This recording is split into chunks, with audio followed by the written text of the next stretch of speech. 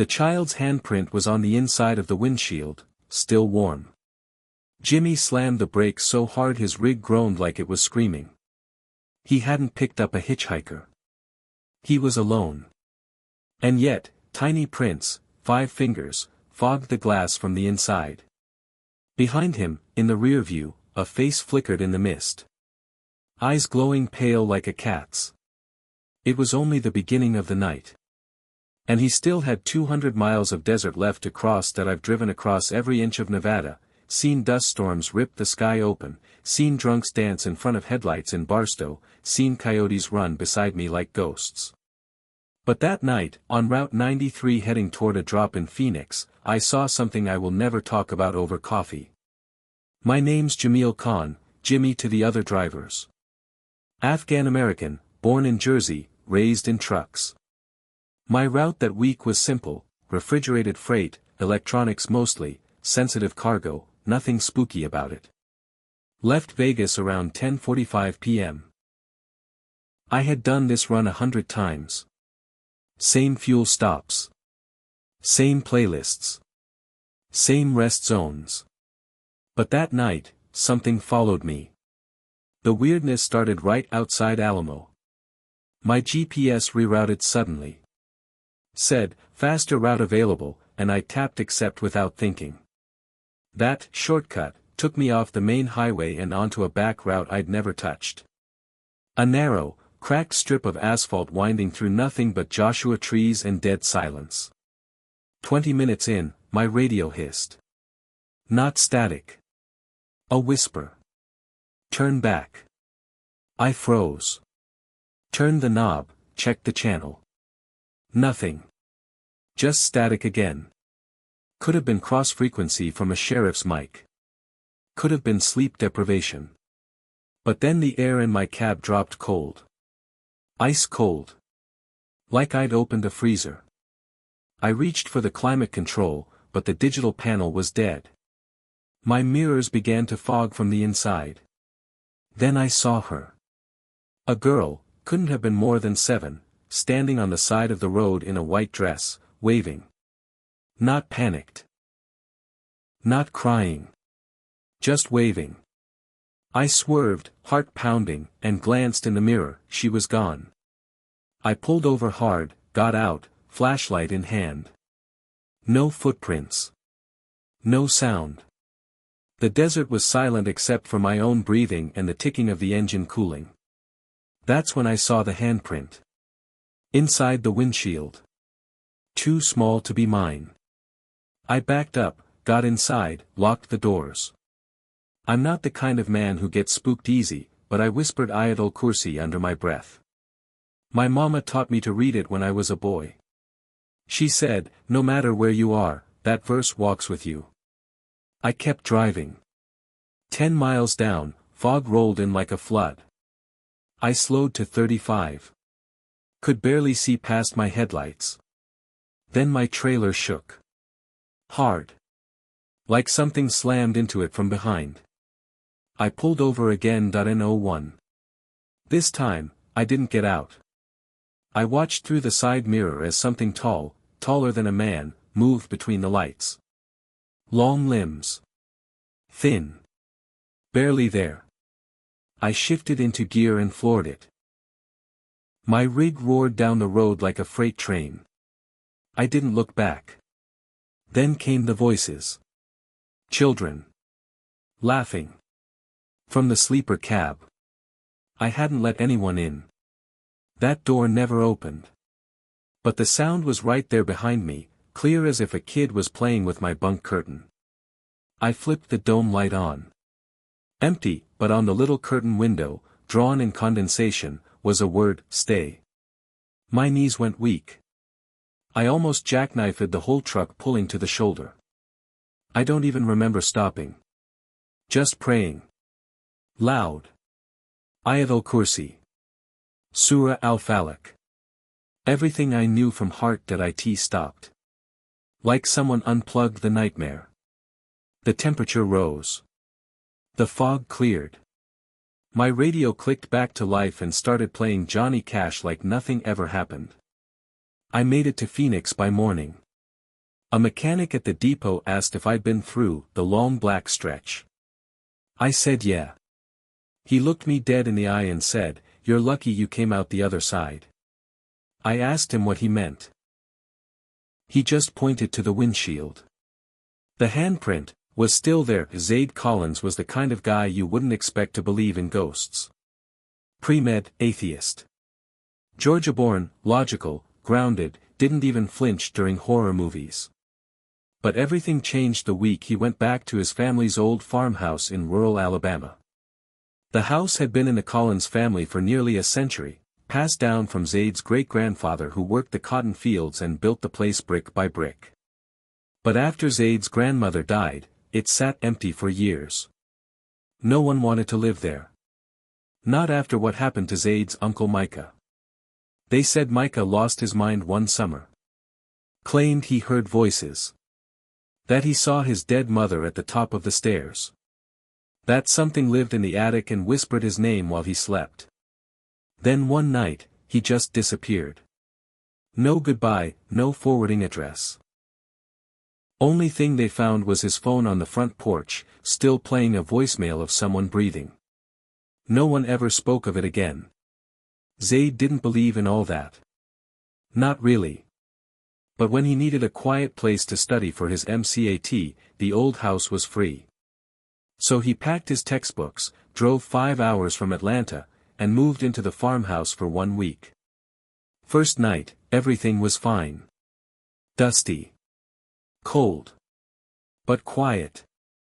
Second night, he heard footsteps above his head. There was no one upstairs. Zayd paused the podcast he was listening to. Listened again. 4 heavy steps. Then a long dragging sound, like furniture being pulled across the floor. He grabbed a flashlight, crept up the stairs, heart hammering so loud he could barely hear himself breathe. Nothing. Bedroom door. Closed. Hallway. Empty. Attic pull down. Still sealed shut. But when he turned to go back down, the hallway light flickered. Once. Twice. Then popped. He muttered, "Okay, power's sketchy. Old house. No big deal."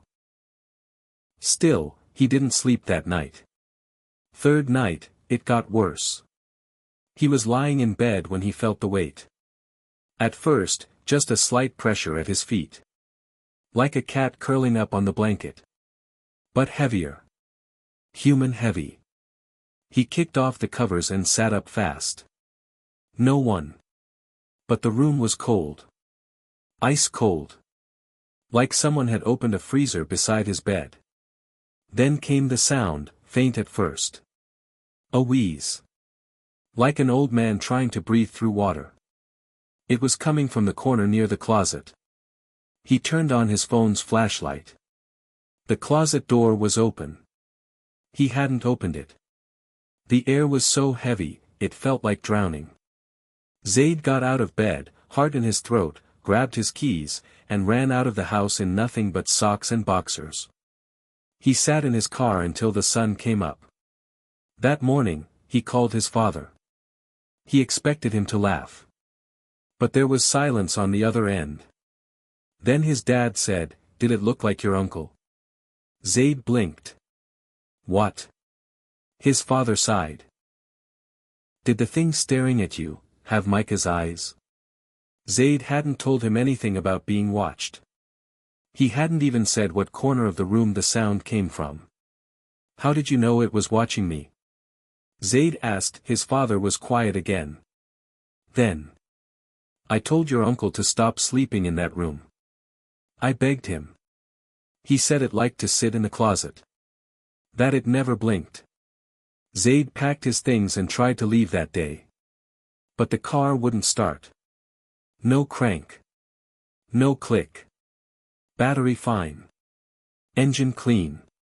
But it was like something held the car in place. That night, he stayed downstairs. Kept every light on. Recited the Lord's Prayer over and over, even though he hadn't been to church in 10 years. Anything to keep the air from closing in. Around 2 a.m., he heard someone walking upstairs again. He didn't go look. But something came down. First, he saw the shadow on the stair wall. A tall figure, swaying. Like it was drunk. But each step landed with a slam, heel first. Slow. Deliberate. It didn't stumble. It didn't hesitate. It knew the way down. Zayd froze on the couch. He didn't breathe. Didn't blink. Watched the shadow grow as it moved closer, then it stopped at the foot of the stairs, and whispered. Zayd, his name. In Micah's voice. He didn't remember falling asleep. Maybe he passed out. Maybe he dreamed it. But when he woke up, the sun was up and the stairs were empty. The front door was open. He ran outside, found a neighbor walking her dog, and begged for a ride to town. Wouldn't even go back inside to grab his wallet. Later that day, a local pastor came out to the house to bless it. He walked the halls with a Bible and a bottle of anointing oil. Said nothing the entire time. But when he reached the attic ladder, he looked at Zayd and said something he never forgot. Some doors you don't open. And some voices aren't the people you think they are. Zayd moved back to Atlanta the next day. Changed majors. Left medicine for theology. Says it was the only way to make sense of what he saw. He never went back to the house. But the closet light still turns on by itself. 3 weeks after Zayd left the farmhouse, he got a package in the mail. No return address. Inside was a small, cracked photo frame. The photo inside was faded and yellowed, but clear enough to recognize. It was his Uncle Micah. Standing in front of the same farmhouse. Beside him was a woman Zayd had never seen before. Her hand on his shoulder. Her eyes, pale. Translucent. Unnatural. Zayd showed it to his father. His dad went quiet. Said nothing for nearly a full minute. Then he reached for a box in the hallway closet Zayd had never seen before.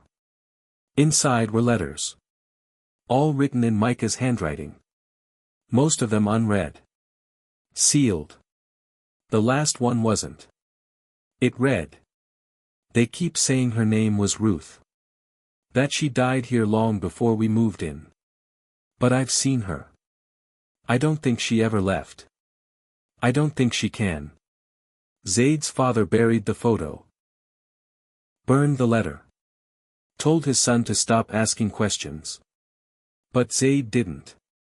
He reached out to old neighbors. Searched property records. Dug through dusty archives at the Alabama Historical Society. What he found cracked his belief system in half. In 1921, a woman named Ruth Hargrove was reported missing from the same property. A schoolteacher. Lived alone. Vanished one spring night. No body. No trace. No investigation. Just one odd report, filed by the sheriff at the time. Locals refused to enter the Hargrove home. Claimed to hear her pacing the attic at night. Cries for help. Sometimes laughter. Case closed by silence. Meanwhile, Jimmy, was still driving. Back on the road. Same highways. But never that black stretch near Alamo again. And ever since that night, he started asking around. Other truckers. Fuel stops. Mechanics. Stories started to stack up. A man in Arizona swore his rig locked itself on the exact same highway stretch. Sat still for 2 hours. When he finally got it moving, there were 2 child-sized handprints on the rear door. A woman from New Mexico refused to drive at night anymore. Said she saw her dead brother waving to her from the roadside. When she stopped to look, there was nothing. Just a single feather on the pavement. Still warm. Jameel realized, it wasn't just him. But here's what struck him hardest, he started dreaming of the little girl again. Same white dress. Same stillness.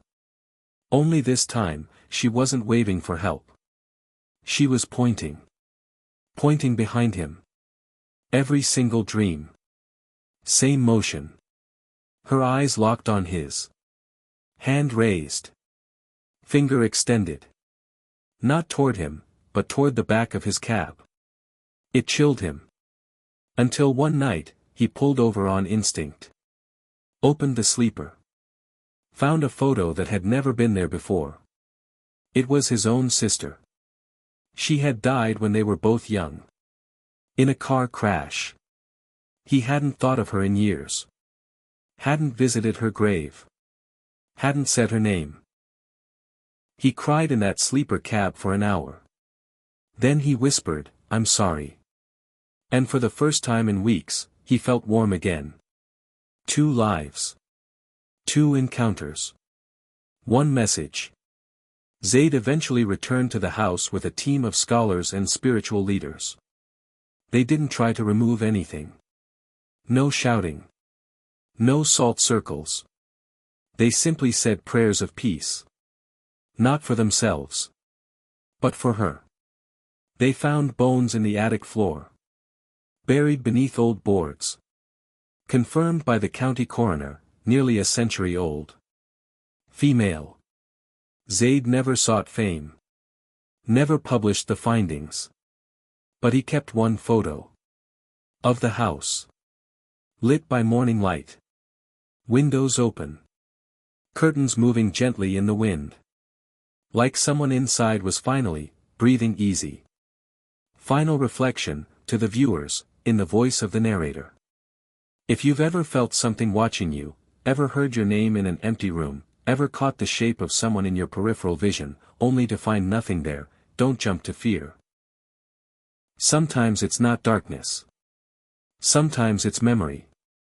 Sometimes they're not here to harm. They're trying to be seen. To be heard. To be known. Like Ruth. Like the little girl on Route 93. Like the uncle who never got to say goodbye. So when the night turns cold, and the air shifts, and your skin prickles for no reason at all, don't run. Listen.